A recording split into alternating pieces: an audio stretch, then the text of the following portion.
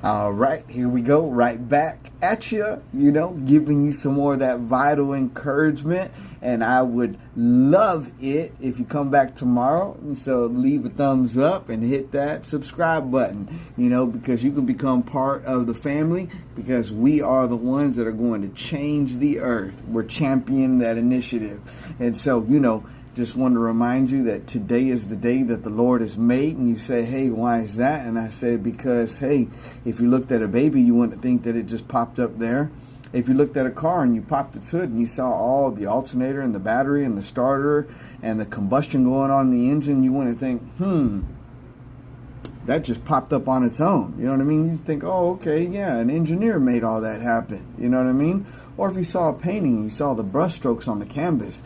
Like, you wouldn't think that painting just came to be. You'd think, oh, that's the work of an artist. Well, when we see the earth, which is far more intelligent than a car, a baby, or a painting, we just sit back and think, it just came to be. I don't think so. So this is the day that the Lord has made. Let us, all of us, not just me, but you can put a smile on your face too, Let us rejoice and be glad in it. So today we're coming out of Matthew chapter 5, verse 40. We're, just kind of walking on through God's word.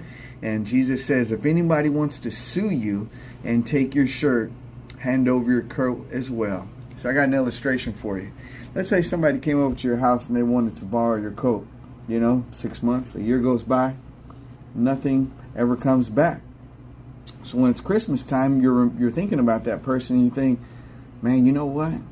I've seen that hat they've been wearing. You know what? I'm going to buy them a hat for Christmas.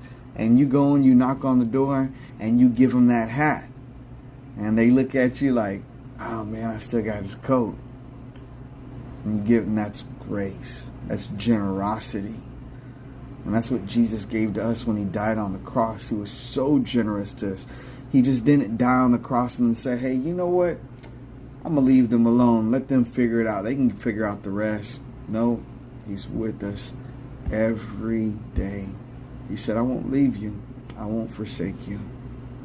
And he's with us to the very ends of the earth. Y'all, I love you.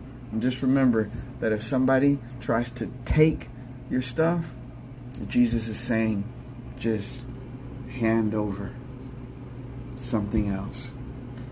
Let's have open hands instead of closed fists.